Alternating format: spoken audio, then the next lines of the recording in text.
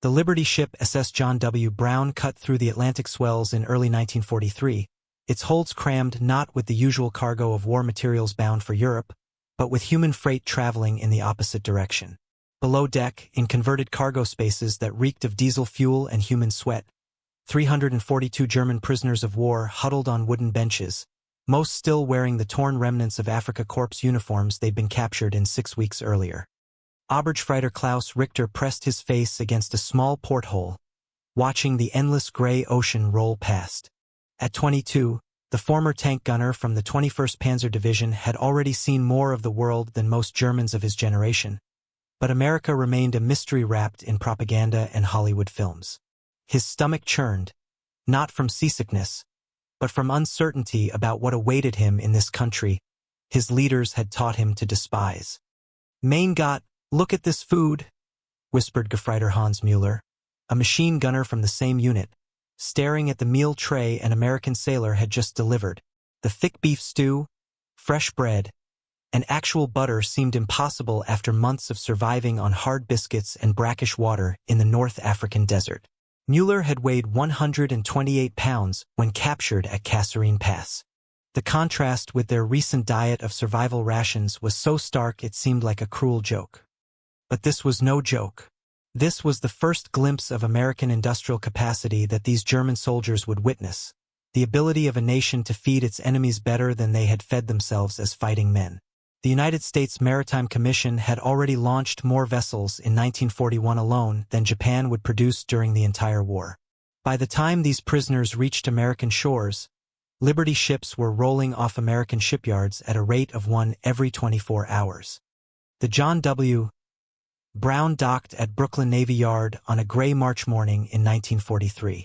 As the prisoners shuffled down the gangplank under heavy guard, Richter's eyes widened at his first sight of the New York skyline.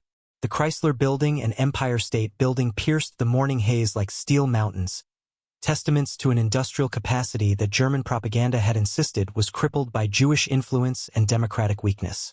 Yet here stood monuments to engineering that dwarfed anything Richter had seen in Berlin or Munich. "Unmöglich," he muttered to Müller. "How can they build so high?" The answer lay in American steel production that, by 1943, was already outpacing Germany by a factor of 4 to 1.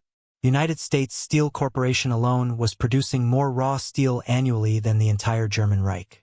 But Richter couldn't know these numbers yet. All he could see was the impossible skyline that stretched beyond his comprehension. At the processing center in Fort Hamilton, Brooklyn, the German prisoners encountered their first taste of American abundance in quantifiable terms. Each man received a medical examination more thorough than many had experienced even before the war. Army medics weighed them, measured them, checked their teeth, and administered vaccinations with an efficiency that spoke to industrial-scale organization. 134 pounds, the American medic announced as Richter stepped off the scale. A clerk dutifully recorded this information on a card that would follow Richter throughout his captivity. The same systematic approach that allowed American factories to track every bolt and rivet in a Boeing B-17 Flying Fortress was now being applied to German prisoners of war. But it was the shower facilities that first truly shocked the Germans. Hot water flowed from multiple shower heads in a tiled room that could accommodate 50 men at once. Richter had not experienced hot water since leaving Germany 8 months earlier. The soap was real ivory soap, not the ersatz mixture of clay and chemicals German civilians had been using since 1941. Even more remarkable, there seemed to be no limit to how long they could stay under the streaming hot water.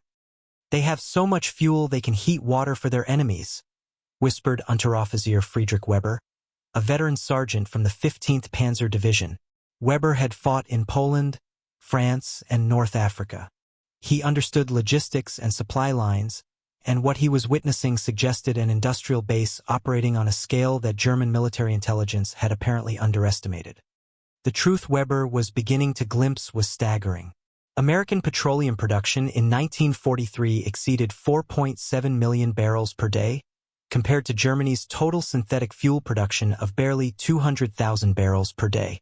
The hot showers these prisoners were enjoying represented just a tiny fraction of energy resources so abundant that America could afford to extend basic comfort to enemy soldiers. After processing, the German prisoners were loaded onto railroad cars for transport to camps throughout the American interior. But these were not the cattle cars they might have expected.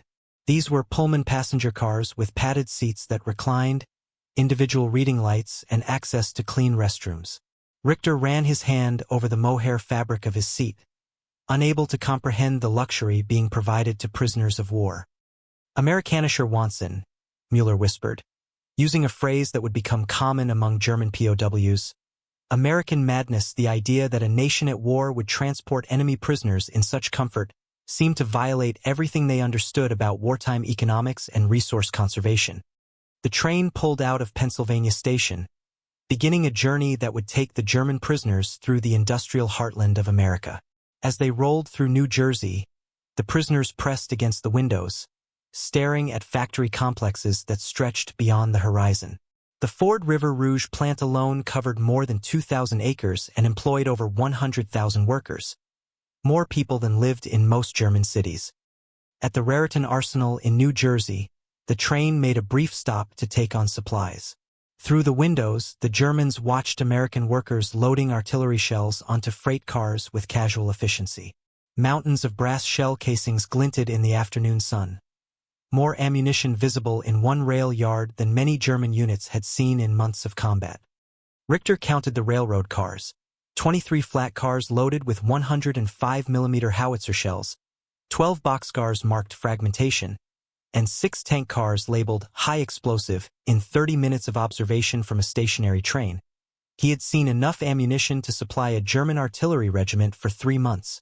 And this was just one small depot in one American state. The train continued west through Pennsylvania, past steel mills in Pittsburgh that operated 24 hours a day, their blast furnaces painting the night sky orange. The Homestead Works of Carnegie Steel was producing more steel in a single day than some entire German factories produced in a month.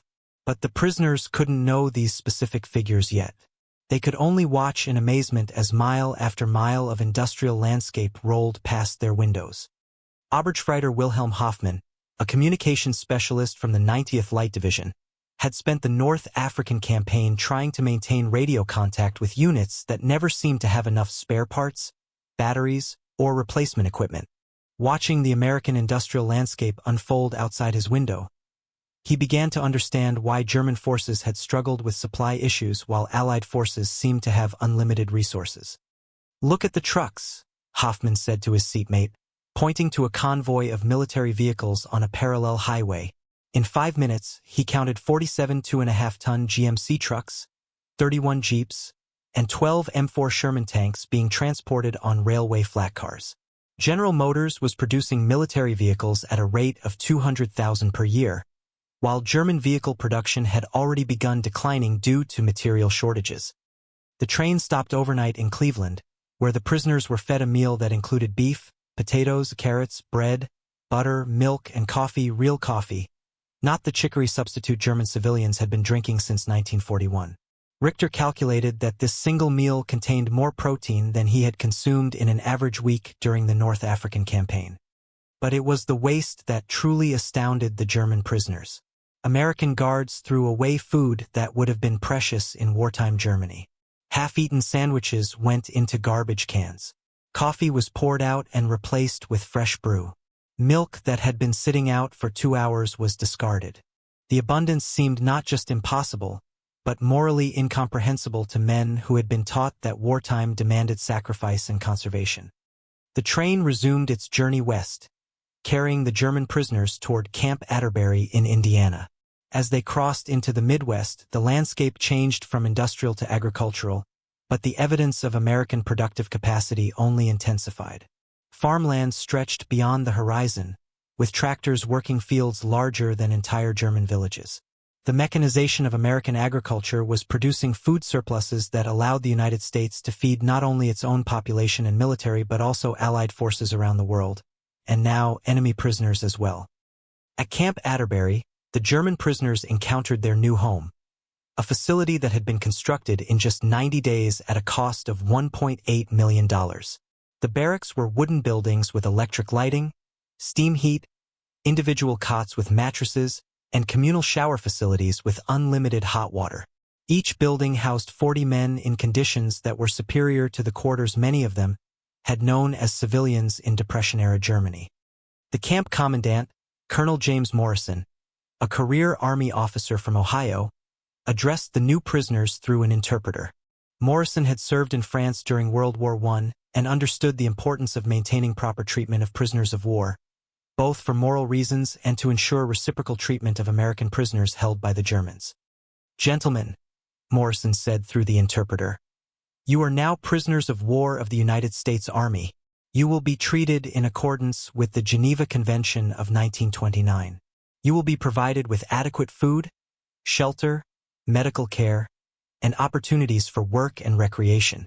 Any attempt to escape will be met with appropriate military discipline, but otherwise, your period of captivity will be conducted with dignity and humanity." What Morrison didn't mention was that the United States was housing and feeding 425,000 Axis prisoners of war, 371,000 Germans, 50,000 Italians, and nearly 4,000 Japanese, with an efficiency and scale that demonstrated American organizational and industrial capacity on a level that would have been impossible for Germany even at the height of its power. The prisoners were assigned to barracks and given their first meal in the camp mess hall. Richter found himself seated at a long wooden table with 7 other Germans, facing portions of food that seemed impossibly generous. Fried chicken, mashed potatoes with gravy, green beans, fresh rolls with butter, apple pie, and milk. The meal contained approximately 2,800 calories, more than German civilians were receiving in daily rations. "How can they afford to feed us like this?" wondered Gefreiter Otto Schneider, a former mechanic from the Hermann Göring Panzer Division. Schneider understood engines and machinery, and he recognized that the industrial capacity required to support this level of abundance for prisoners of war implied production capabilities far beyond what German intelligence had reported.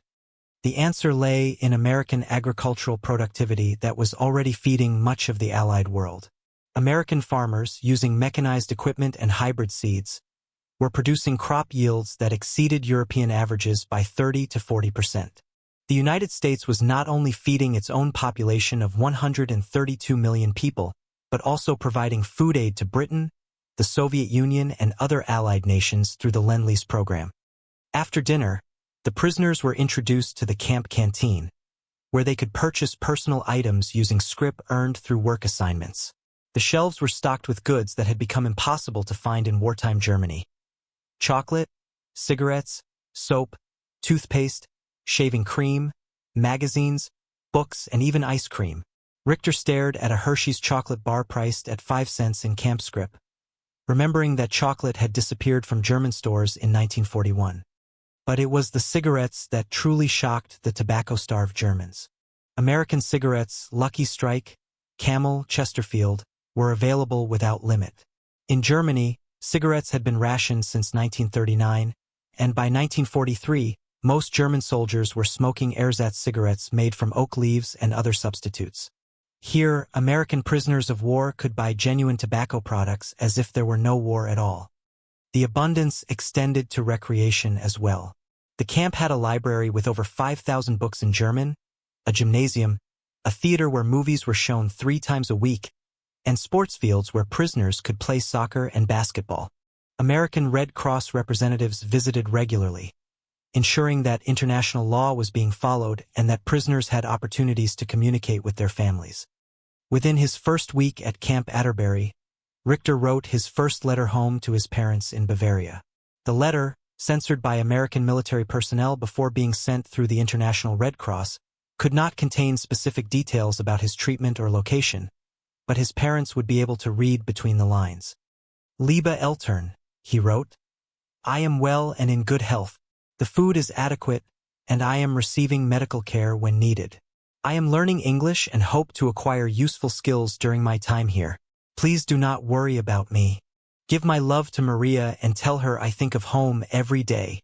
What Richter could not write was that he was gaining weight for the first time since joining the Wehrmacht, that he had access to books and newspapers, that he was working 8 hours a day in the camp motor pool learning American automotive technology, and that his captors treated him with a respect and humanity that German propaganda had taught him was impossible from American soldiers.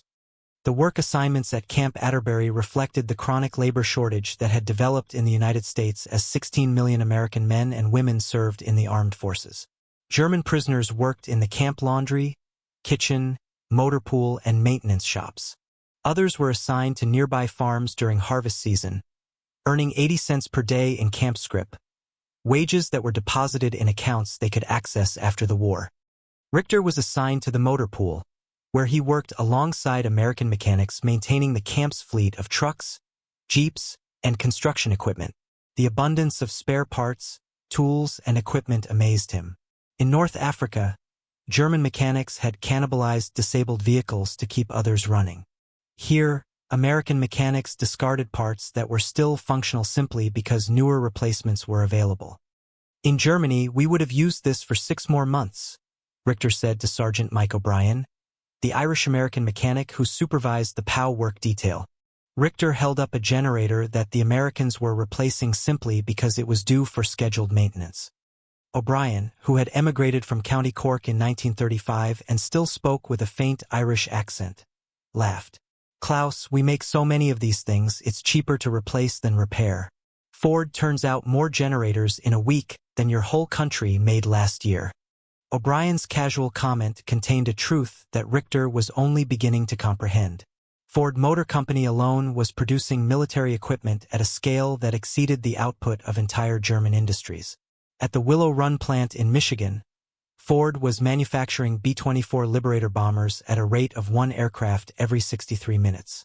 Each bomber contained 1,550,000 parts, compared to 15,000 parts in an average automobile. But the statistical reality was even more overwhelming than individual prisoners could understand. American industry was producing 2/3 of all Allied military equipment. By 1943, the United States was manufacturing 297,000 aircraft, 193,000 artillery pieces, 86,000 tanks, and 2 million military trucks. German production in all these categories combined was less than American output in any single category. The prisoners learned these facts gradually, through conversations with American workers, guards, and other personnel who saw no reason to conceal information that was readily available in American newspapers and magazines. The openness of American society shocked Germans who had lived under increasingly strict information control since the Nazi rise to power. In the camp library, German prisoners could read American magazines and newspapers that contained detailed reports of war production statistics, factory openings, and industrial achievements. Life magazine regularly featured photographic essays of American factories operating at full capacity. Time magazine reported production figures that German prisoners initially assumed were propaganda, until the evidence of their own eyes confirmed the impossible numbers. Unteroffizier Weber, the veteran sergeant, spent hours in the library reading American technical magazines. His expertise in military logistics helped him understand the implications of what he was reading. In a single issue of Popular Mechanics from September 1943, he found an article describing how American shipyards were launching Liberty ships faster than German U-boats could sink them. "Listen to this," Weber said to a group of prisoners in the library one evening. "It says here that American shipyards built more tonnage in 1942 than Germany, Italy, and Japan combined built in the 5 years before the war. They launched 18.3 million tons of shipping in 1 year. The numbers seemed impossible, but the evidence was all around them. Every day, trains passed by Camp Atterbury carrying new equipment to ports for shipment overseas. The prisoners could see aircraft flying overhead, formations of bombers being ferried to bases for deployment to Europe and the Pacific. The scale of movement suggested an industrial capacity that operated according to completely different principles than anything they had experienced. As autumn arrived at Camp Atterbury, the German prisoners settled into a routine that would have seemed impossible to them 6 months earlier. They worked 8-hour days, attended English classes in the evenings, played organized sports, received regular medical care, and ate 3 substantial meals daily. Many were gaining weight and recovering their health after months of poor nutrition during the North African campaign. The psychological impact of American abundance was perhaps more significant than the physical effects. These were men who had been raised in a Germany that emphasized sacrifice, discipline, and the subordination of individual needs to national goals. The idea that a nation could simultaneously fight a global war and provide comfort to enemy prisoners challenged fundamental assumptions about economics, politics, and human nature. Gefreiter Müller, who had been so impressed by the first meal on the Liberty ship, found himself working in the camp kitchen, where he observed American food preparation and distribution firsthand. The quantities of food arriving daily at Camp Atterbury exceeded the supplies available to entire German towns. Fresh meat, vegetables, dairy products, and bakery goods arrived on schedule regardless of weather, transportation problems, or other difficulties that would have disrupted supply lines in Germany. They throw away more food than most German families see in a month, Müller wrote in his journal, which prisoners were allowed to keep for personal use. Today I watched American cooks discard 50 pounds of potatoes that were bruised but still perfectly edible. In my village, people would have been grateful for those potatoes. The waste that shocked German prisoners was actually a byproduct of American agricultural abundance. The United States was producing food surpluses that allowed for quality standards that would have been impossible in wartime Germany. American farmers, using hybrid seeds, mechanized equipment, and chemical fertilizers, were achieving crop yields that exceeded European averages by such margins that food could be discarded for cosmetic reasons. Winter arrived at Camp Atterbury with a efficiency that further demonstrated American organizational capabilities. The barracks were heated with steam radiators that maintained comfortable temperatures regardless of outdoor weather. Prisoners received warm clothing, including wool coats, gloves, and boots that were superior to much of the winter equipment they had been issued as active German soldiers. The camp's medical facilities provided another window into American industrial capacity. The hospital had X-ray equipment, modern surgical instruments, and a pharmacy stocked with medications that were unavailable to German civilians. Dr. Heinrich Müller, a captured German medical officer who was allowed to assist in the camp hospital, marveled at the abundance of medical supplies. "They have more morphine in this camp hospital than most German field hospitals see in 6 months," Dr. Müller observed to his fellow prisoners. "And they use it freely for prisoners of war, not reserving it only for their own soldiers." The medical care provided to German prisoners reflected not only humanitarian concerns but also the industrial capacity to produce pharmaceuticals in quantities that allowed for generous distribution. American pharmaceutical companies were manufacturing medical supplies not only for Allied military forces but also for prisoner-of-war camps, civilian populations, and humanitarian aid programs. As winter deepened, the prisoners at Camp Atterbury began to receive news of developments in Europe through letters from home and information in American newspapers. The news from Germany was increasingly grim. Allied bombing raids were targeting German industrial cities, food shortages were worsening, and German military fortunes were declining on all fronts. The contrast between their situation as prisoners in America and the hardships being endured by their families at home created complex emotions among the German POWs. They were better fed, better housed, and safer than German civilians, including their own wives, children, and parents. This reversal of expectations challenged their understanding of warfare, nationalism, and moral obligation. Richter received a letter from his parents in February 1944 that described conditions in Bavaria that were far worse than what he was experiencing as a prisoner in Indiana. Food rations had been reduced again, heating fuel was almost impossible to obtain, and Allied bombing raids were becoming more frequent and destructive. His father had been conscripted into the Volkssturm despite being 52 years old and in poor health. "Lieber Klaus," his mother wrote, "we are managing as well as we can, but conditions are very difficult. Your father works in the munitions factory now, 12 hours each day, and we have little time together. Food is scarce, and we are grateful for the small garden behind the house. We pray for your safety and hope this terrible war will end soon." Reading his mother's letter in the warm, well-lit barracks at Camp Atterbury, with his stomach full from a dinner that included roast beef, potatoes, vegetables, and apple pie, Richter struggled with guilt and confusion. How could he be living better as a prisoner of war than his parents were living as citizens of the German Reich? The answer lay in the fundamental difference between American and German approaches to wartime production. Germany had organized its entire economy around military priorities, reducing civilian consumption to subsistence levels in order to maximize military output.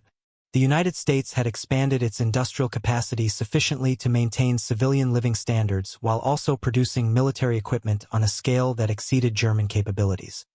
American industrial production had doubled between 1940 and 1944, while German industrial production was already declining due to Allied bombing, labor shortages, and material constraints. The American approach of expanding rather than redirecting production meant that abundance rather than scarcity characterized the American war effort.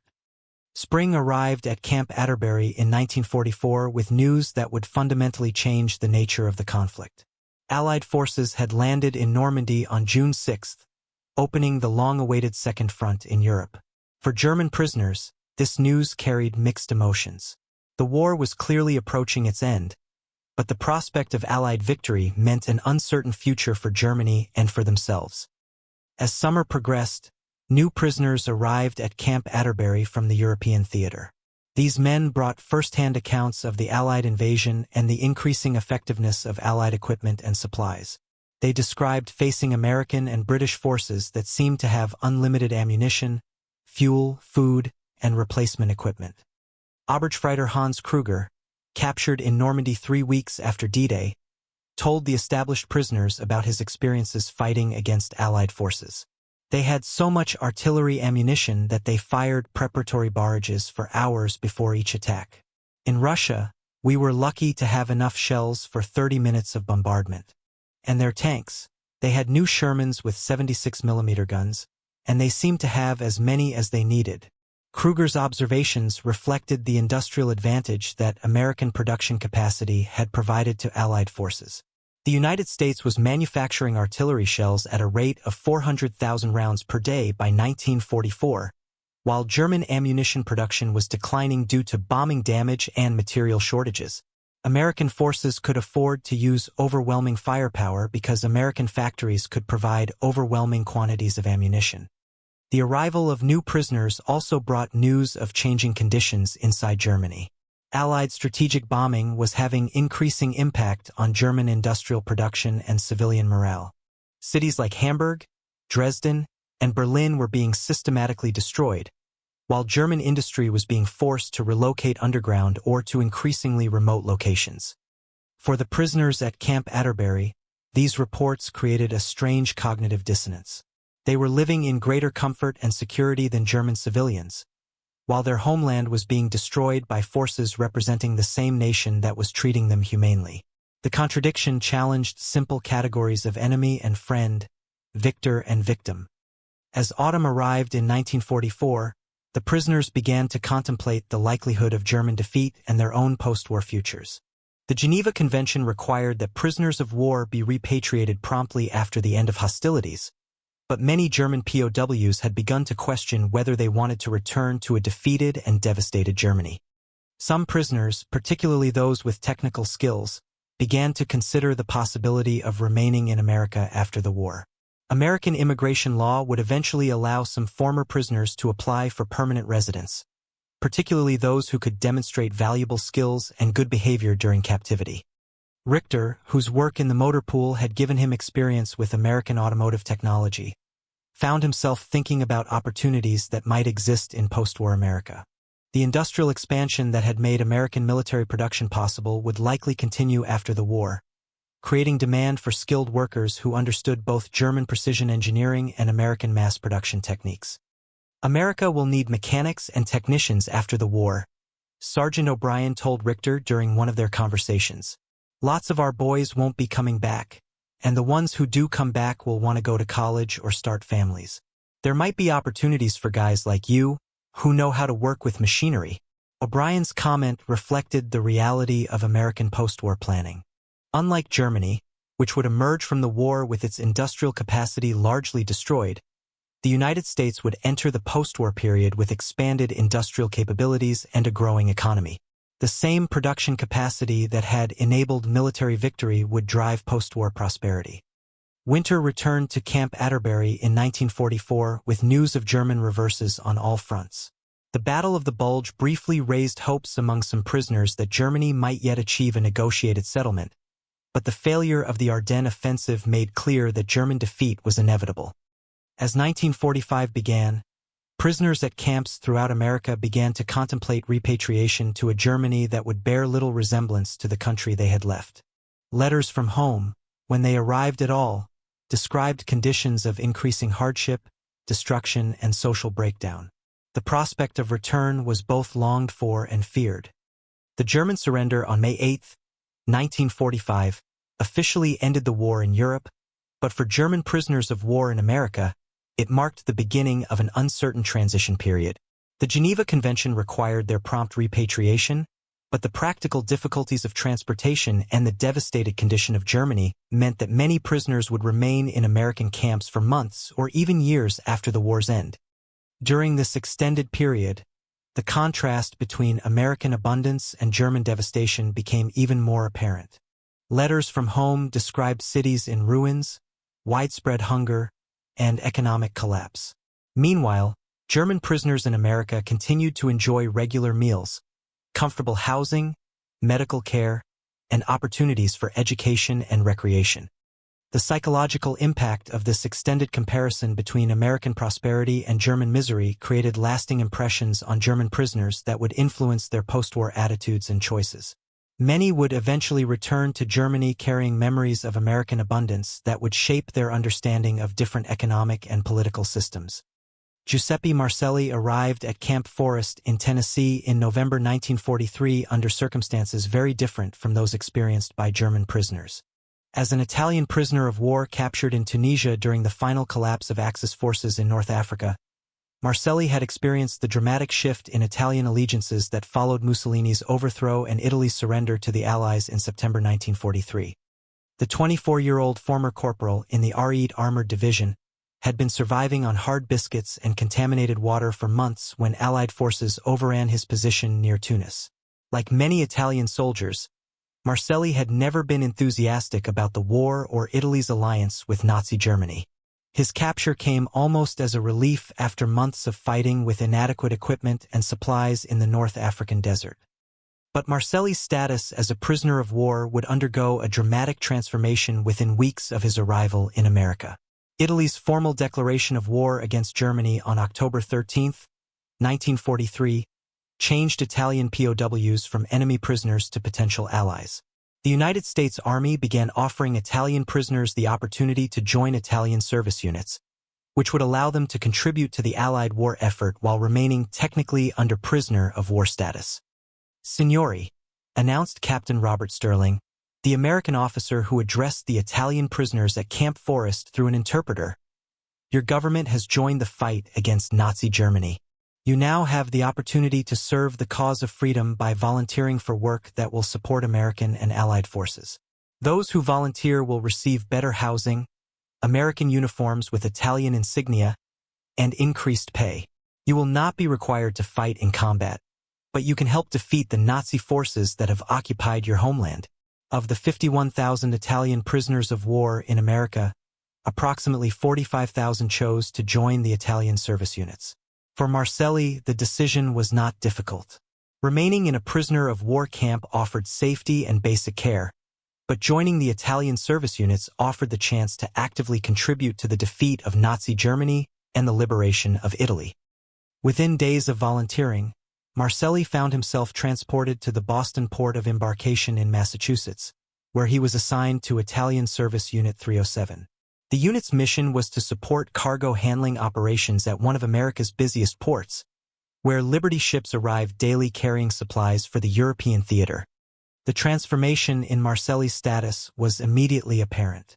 Instead of prisoner of war fatigues, he received an American Army uniform with distinctive Italian insignia and a patch reading Italy on the left sleeve. His quarters were no longer a prisoner of war barracks but regular military housing with improved facilities and greater freedom of movement. More significantly, Marcelli began earning $24 per month, of which $8 was paid in cash and $16 was credited to an account for use in the post exchange and other facilities. This wage was higher than what many Italian soldiers had received before the war, and it provided purchasing power that allowed access to American consumer goods that had been impossible to obtain in wartime Italy. At the Boston port of embarkation, Marcelli witnessed American industrial and logistical capabilities on a scale that exceeded anything he had imagined.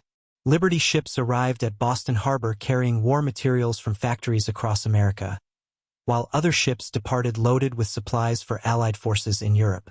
The volume of cargo moving through the port every day exceeded the total shipping capacity that had been available to Italian forces during the entire North African campaign.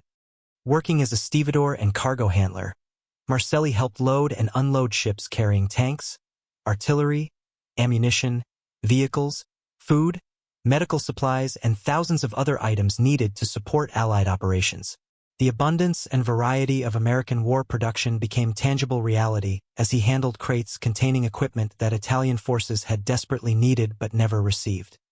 "Madonna mia," Marcelli whispered to his friend Antonio Rossi, another Italian service unit member, as they watched American workers loading M4 Sherman tanks onto a Liberty ship bound for Europe. "Look how many tanks they have. Our division had 12 tanks when we went into action at Kasserine. This one ship is carrying more tanks than our entire corps ever had." Rossi, a former sergeant from the 23rd Division who had been captured at the same time as Marcelli, nodded in amazement. "And look at the condition of these tanks. They're brand new, fresh from the factory. Our tanks were already worn out before we ever reached the front lines." The contrast Rossi observed reflected fundamental differences in American and Italian industrial capabilities. General Motors was producing M4 Sherman tanks at a rate of over 11,000 per year by 1943, while Italian tank production had never exceeded a few hundred vehicles annually even before the war. Moreover, American tanks reached combat units in perfect mechanical condition, while Italian armored vehicles often arrived at the front with mechanical problems that had developed during their long journey from factories to battlefields. The Italian service units were part of a broader program that provided the American military with desperately needed manpower while demonstrating the inclusive nature of the Allied cause. Unlike the German approach, which treated conquered peoples as inferior subjects, the American approach offered former enemies the opportunity to join the fight for freedom and democracy. For Marcelli and his fellow Italian service unit members, this inclusion in the American war effort provided both practical benefits and psychological satisfaction.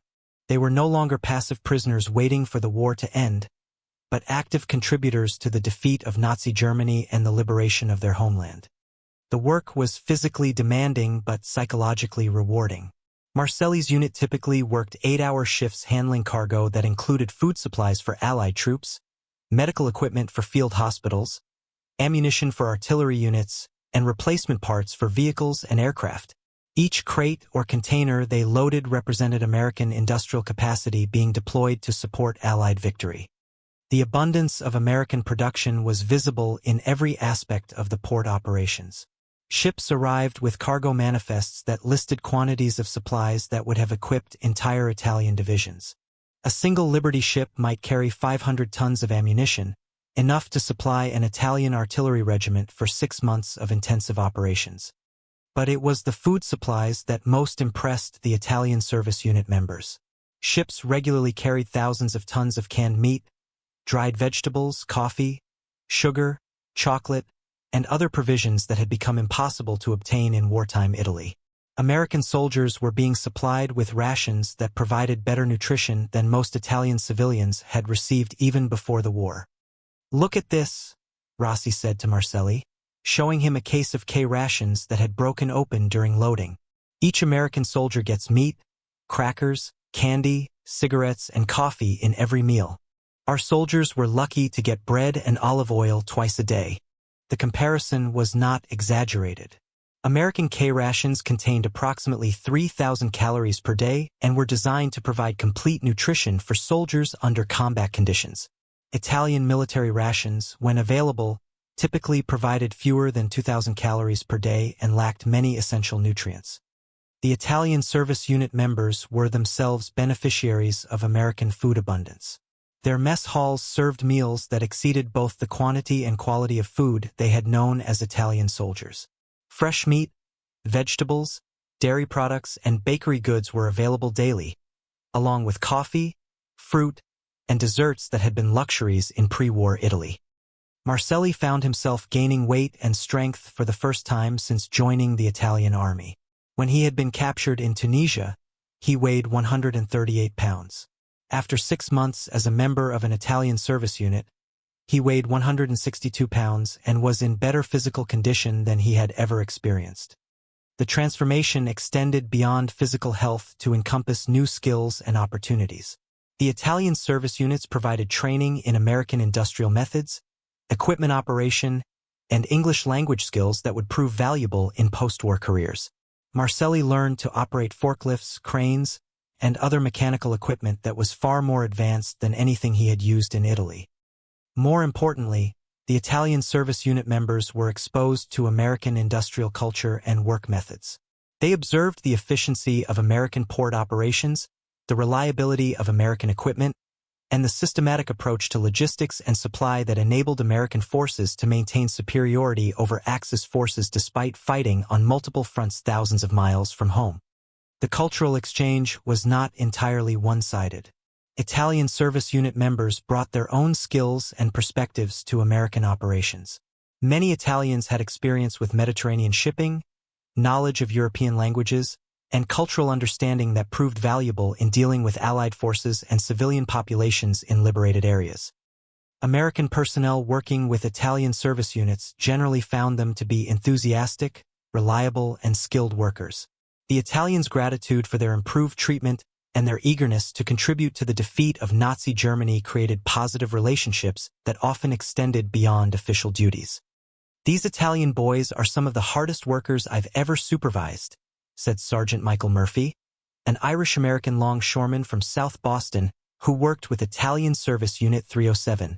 "They show up on time, they work hard, and they're always willing to take on extra duties. You can tell they really want to help win this war."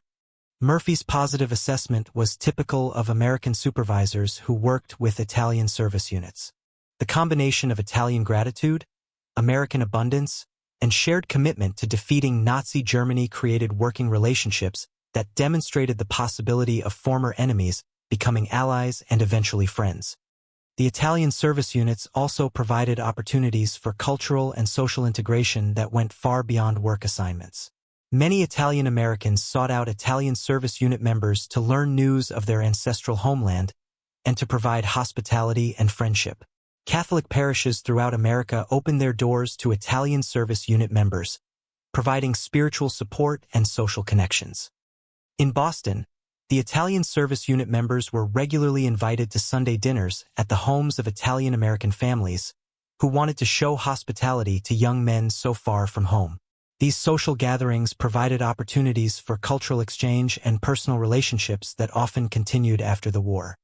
Marcelli was befriended by the Santangelo family, Italian immigrants who had settled in the north end of Boston in the 1920s.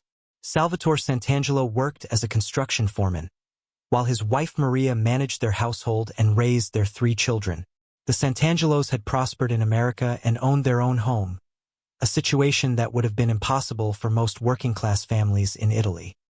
"Giuseppe," Salvatore told Marcelli during one of their Sunday dinners, "in America, a man who works hard and saves his money can make a good life for his family.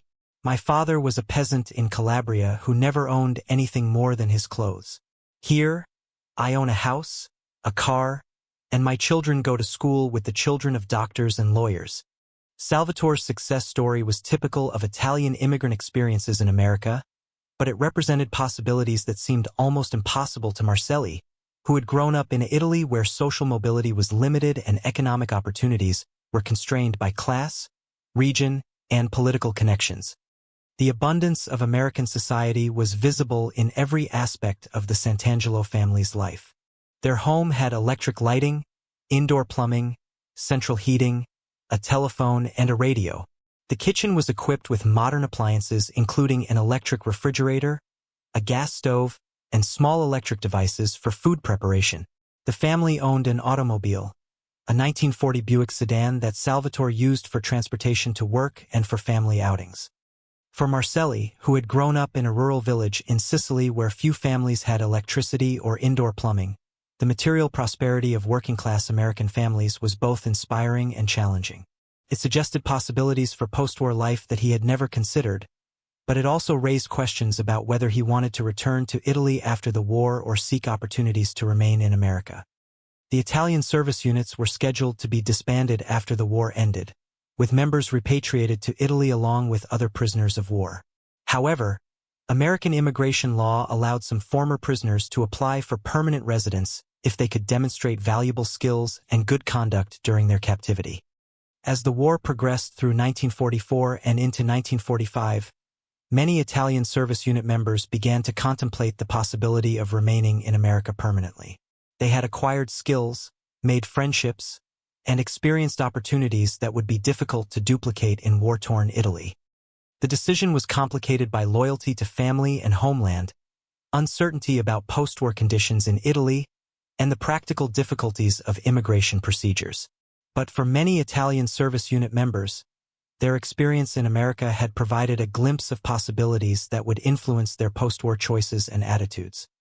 Marcelli's experience was typical of thousands of Italian service unit members who found themselves caught between conflicting loyalties and opportunities.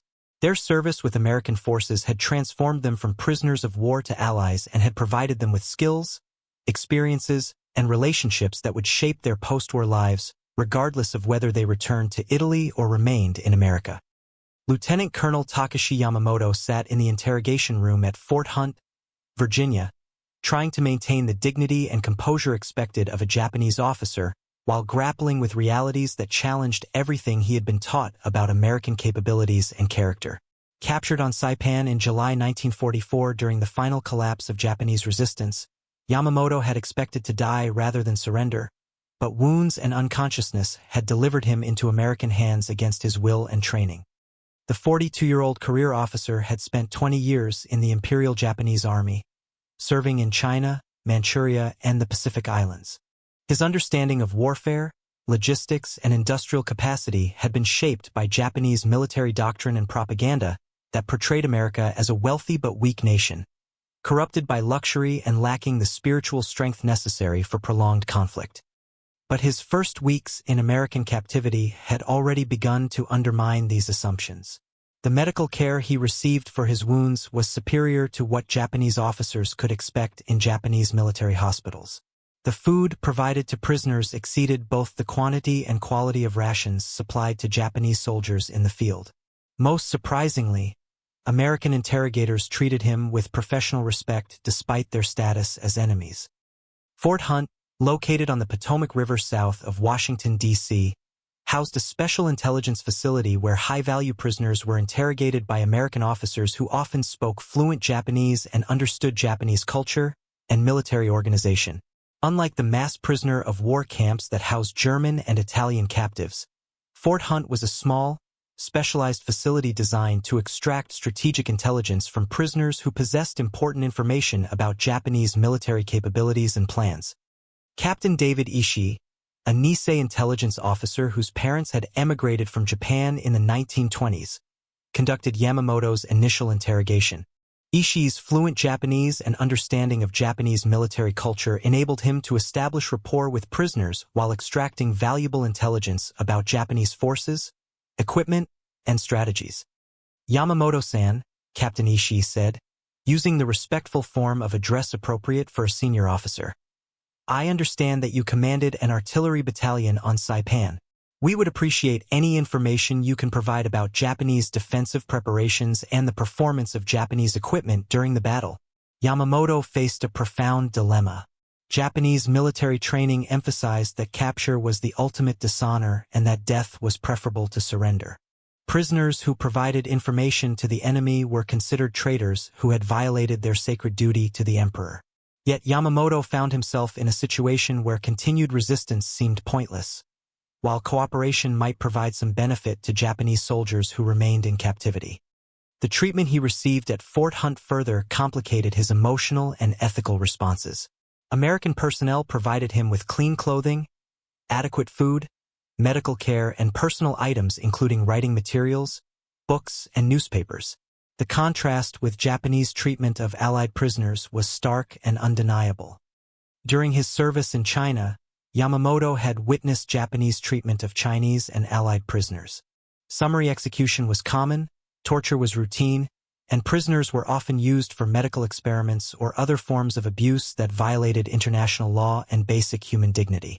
The Japanese military's contempt for prisoners of war was based on the belief that surrender was inherently dishonorable and that captured enemies deserved no consideration or respect. Yet here he found himself being treated by American captors with a consideration and humanity that exceeded the treatment Japanese soldiers could expect from their own officers. American guards were polite but professional, American interrogators were respectful but persistent, and American medical personnel provided care that was both competent and compassionate. The contradiction challenged Yamamoto's understanding of national character, military virtue, and moral superiority. If Americans were as corrupt and weak as Japanese propaganda claimed, how could they demonstrate such discipline, professionalism, and strength? If Japanese spiritual superiority was real, why did American behavior often seem more honorable than Japanese conduct? These questions became more pressing as Yamamoto observed American military and industrial capabilities firsthand. Fort Hunt itself was a testament to American organizational efficiency and attention to detail. The facility was well-designed, properly equipped, and efficiently operated. Intelligence gathering was conducted systematically, with careful attention to accuracy and verification of information. But it was the casual abundance that most impressed Japanese prisoners. Food was plentiful and varied, with fresh vegetables, meat, dairy products, and other items that had become impossible to obtain in wartime Japan. Prisoners received new clothing, personal hygiene items, books, and other materials that demonstrated American productive capacity, operating at a level that seemed impossible to sustain during wartime. How can America produce so many different things at the same time?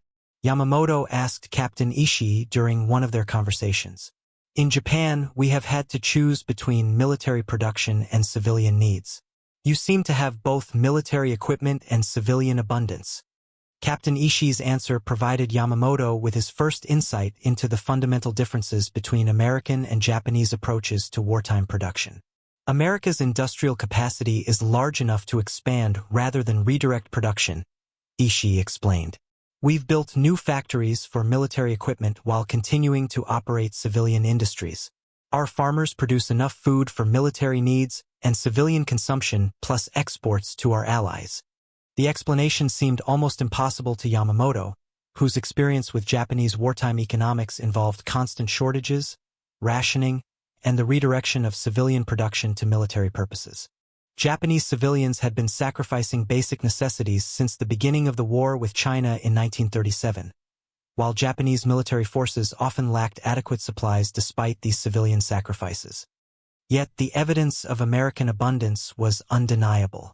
Newspapers and magazines available to prisoners at Fort Hunt contained advertisements for consumer goods that were still being manufactured despite wartime demands.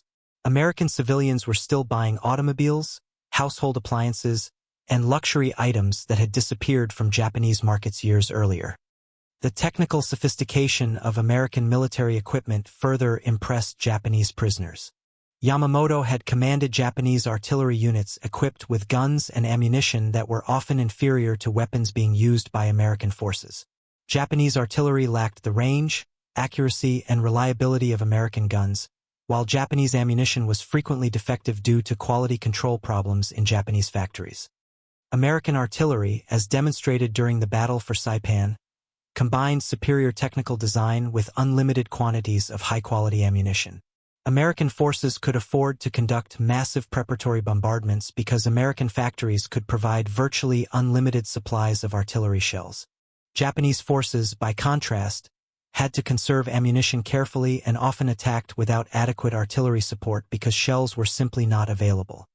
The contrast extended to other categories of military equipment. American aircraft were technically superior to most Japanese planes and were available in quantities that allowed replacement of losses without reducing operational effectiveness. Japanese aircraft production was declining due to material shortages and bombing damage to factories, while trained pilots were becoming scarce due to combat losses that could not be replaced. American naval vessels demonstrated technological capabilities that exceeded anything in Japanese service. Radar systems allowed American ships to detect and engage Japanese vessels at distances that made traditional naval tactics obsolete. American submarines used sonar and torpedo technology that gave them decisive advantages over Japanese anti-submarine defenses. But perhaps most impressive to Japanese prisoners was the logistical capability that allowed American forces to maintain complex military operations thousands of miles from American industrial centers. The invasion of Saipan required the transportation of men, equipment, supplies, and ammunition across the Pacific Ocean in quantities that exceeded the total shipping capacity available to Japan throughout the entire war. How do you transport so many supplies across such great distances? Yamamoto asked Captain Ishii. The American invasion force on Saipan had more equipment and ammunition than Japanese forces had accumulated during 3 years of defensive preparation. Captain Ishii's explanation introduced Yamamoto to the scale of American shipbuilding achievements that had made Pacific operations possible. American shipyards built more tonnage in 1943 alone than Japan built during the entire war, Ishii said. We launch Liberty ships faster than your submarines can sink them, and we're building specialized vessels for amphibious operations that can deliver tanks, artillery, and supplies directly onto hostile beaches. The statistics seemed incredible to Yamamoto, but they explained how American forces could maintain offensive operations simultaneously in Europe and the Pacific while Japanese forces increasingly struggled with supply shortages, even when defending their own territory. As winter arrived at Fort Hunt in 1944, Yamamoto and other Japanese prisoners began to receive news of American advances throughout the Pacific. The Philippines were being liberated, Japanese naval and air forces were being systematically destroyed, and American bombers were beginning to reach Japanese cities from bases in the Mariana Islands. The prospect of American bombers attacking Japan directly had been considered impossible by Japanese military planners, who assumed that the distances involved would prevent sustained bombing campaigns. Yet American industrial capacity had produced long-range bombers in sufficient quantities to make strategic bombing of Japan feasible from bases that were themselves supplied by American logistical capabilities. For Yamamoto, the news of American bombing raids against Japan created conflicting emotions. As a Japanese officer, he was distressed by reports of destruction in Japanese cities and suffering among Japanese civilians. As a military professional, he was impressed by American ability to project power across such vast distances while maintaining operations in multiple theaters simultaneously. The bombing campaigns also demonstrated American industrial capacity in concrete terms that Japanese prisoners could understand. Each B-29 Superfortress bomber represented an investment in materials, labor, and technology that exceeded the cost of most Japanese military units. Yet American factories were producing these complex aircraft at rates that allowed sustained operations despite combat losses and mechanical failures. Each American bomber contains more aluminum than Japan produces in a month, Yamamoto observed to Major Hiroshi Tanaka, another Japanese prisoner who had been captured during the Philippine campaign. How can they afford to risk such expensive machines on bombing missions?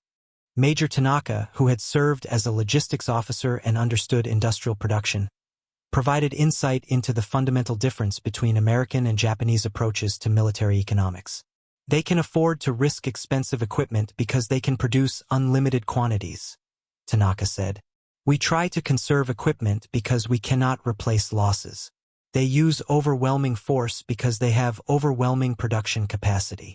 The conversation between the two Japanese officers reflected a broader recognition among Japanese prisoners that Japan's military strategy had been based on false assumptions about American industrial capabilities.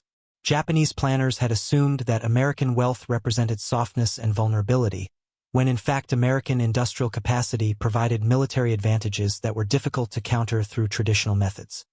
As 1945 began, Japanese prisoners at Fort Hunt and other American facilities began to contemplate the likelihood of Japanese defeat and the implications for Japan's future. Unlike German prisoners, who could expect repatriation to a defeated but still existing Germany, Japanese prisoners faced the possibility that Japan itself might be destroyed or fundamentally transformed by American victory. The prospect of American occupation of Japan raised questions about Japanese culture, institutions, and social organization that went far beyond military defeat. Would American abundance and democratic values transform Japan into something resembling American society? Could Japanese cultural values survive contact with American industrial civilization? What would happen to Japanese prisoners who had been exposed to American methods and ideas? These questions became more pressing as American bombing campaigns intensified and news from Japan described increasing destruction and civilian suffering. Japanese prisoners found themselves in the paradoxical position of being better fed, better housed, and safer than Japanese civilians, including their own families. The psychological impact of this reversal was profound. Traditional concepts of honor, duty, and national loyalty were challenged by the reality that enemy captivity provided better conditions than patriotic service in Japan. The contrast forced Japanese prisoners to reconsider fundamental assumptions about their nation, their military, and their personal obligations. For Yamamoto, the experience of captivity in America had provided insights into alternative approaches to military organization, industrial production, and social organization that would influence his post-war attitudes and choices.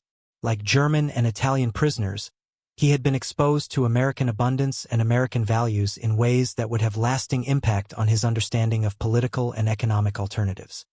The atomic bombing of Hiroshima on August 6, 1945, followed by the bombing of Nagasaki 3 days later, brought the war to a sudden end that surprised both American captors and Japanese prisoners. For Japanese prisoners of war, the news of Japan's surrender carried complex emotions of relief, shame, and uncertainty about the future. The Japanese surrender also marked the beginning of a repatriation process that would eventually return most Japanese prisoners to a homeland that had been transformed by defeat, occupation, and exposure to American influence. Their experiences in American captivity had prepared them for this transformation in ways that would prove valuable during Japan's post-war reconstruction and democratization. By the autumn of 1945, the massive prisoner of war program that had housed over 400,000 Axis prisoners in America was beginning the process of repatriation. Liberty ships that had carried American supplies to Europe and the Pacific were now returning German, Italian, and Japanese prisoners to their homelands. The same logistical capabilities that had enabled American military victory now facilitated the return of former enemies to countries that bore little resemblance to the nations they had left. The repatriation process provided one final demonstration of American organizational efficiency and humanitarian concern. Prisoners received medical examinations, new clothing, and supplies for their journey home. Those who had worked in American farms and factories were paid the wages they had earned during captivity. Many received certificates acknowledging their good conduct and expressing appreciation for their contributions to American agricultural and industrial production. For German prisoners returning to a divided and occupied Germany, the contrast between American abundance and German devastation was stark and immediate. Cities lay in ruins, industrial facilities had been destroyed or dismantled, and German civilians were struggling with severe shortages of food, fuel, and basic necessities.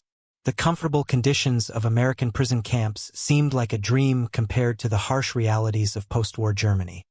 Richter returned to Bavaria in January 1946 to find his hometown partially destroyed by Allied bombing and his family living in conditions of severe hardship. His parents had lost their home and were living in a single room in a building that had partially survived the bombing. Food was scarce, heating fuel was almost impossible to obtain, and economic activity had virtually ceased. "Klaus," his mother said when they were reunited, "you look so healthy and strong. We worried that you were suffering in America, but you seem to have been better cared for than we were here at home."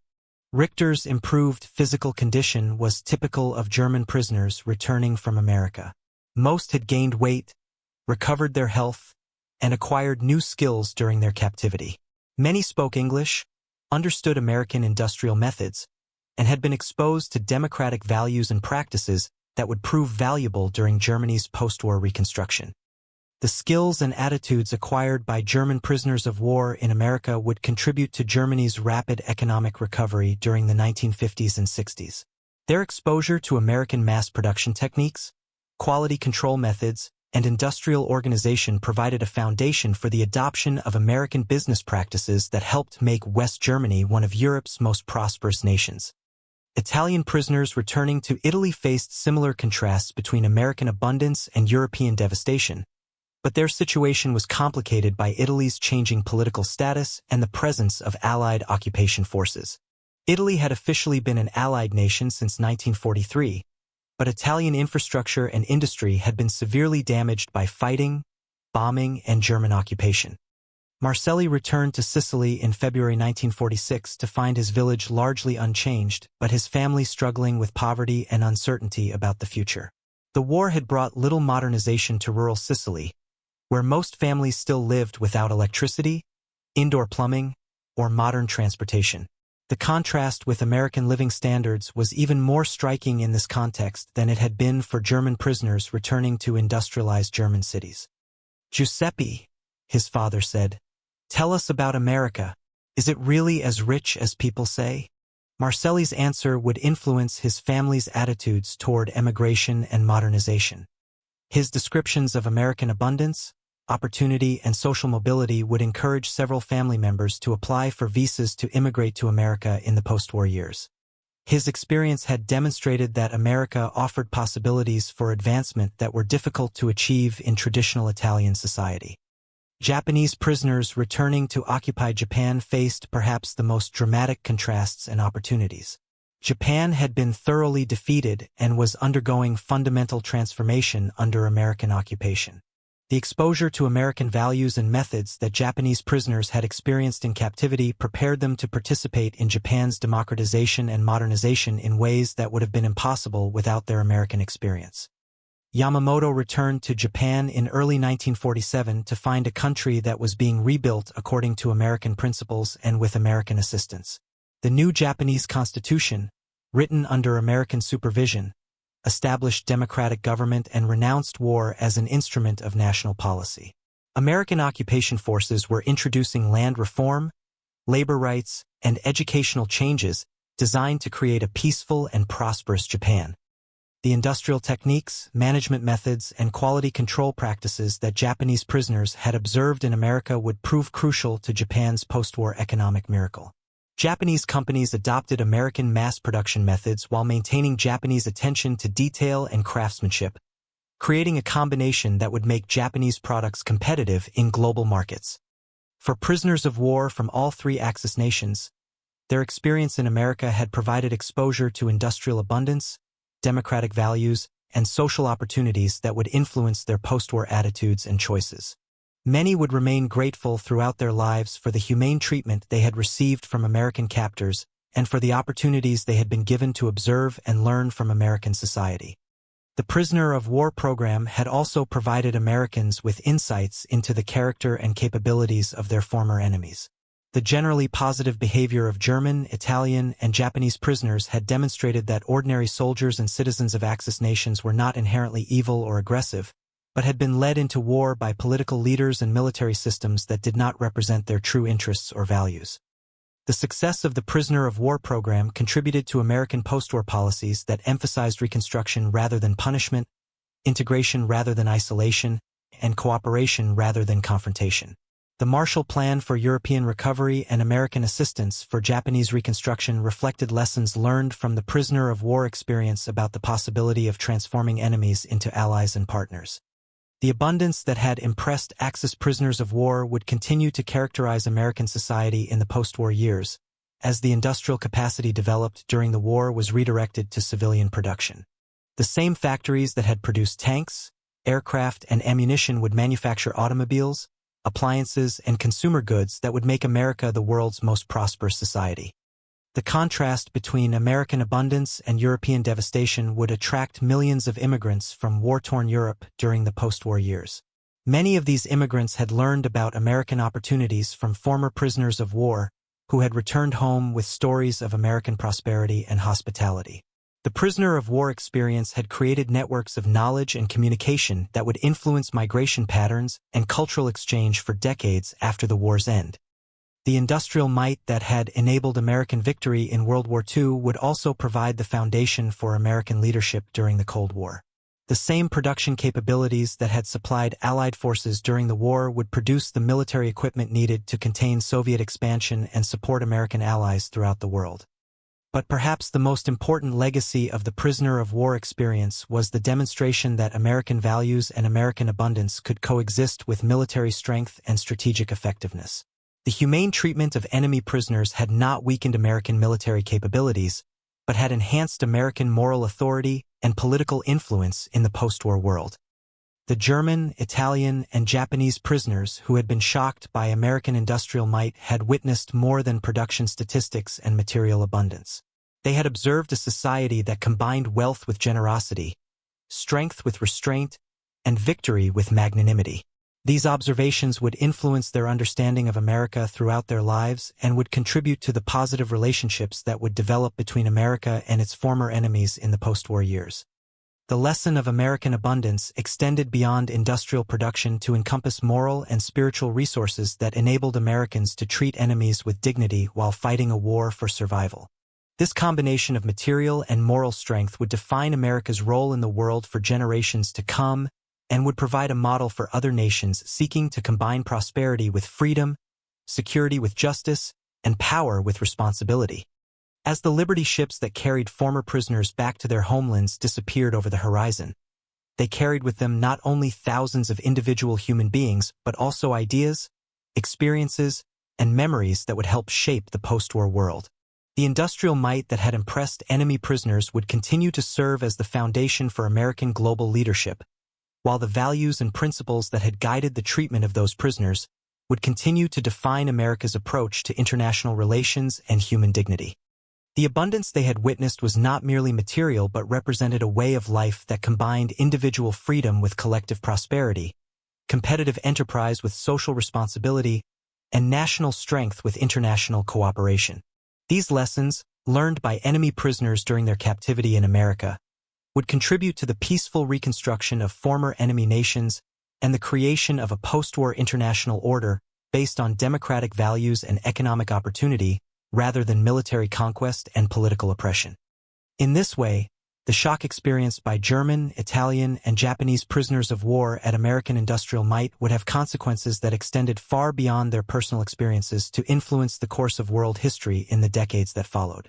Their testimony to American abundance and American character would help establish the United States as not only the world's most powerful nation but also its most attractive model for combining material prosperity with human dignity and individual freedom with collective security.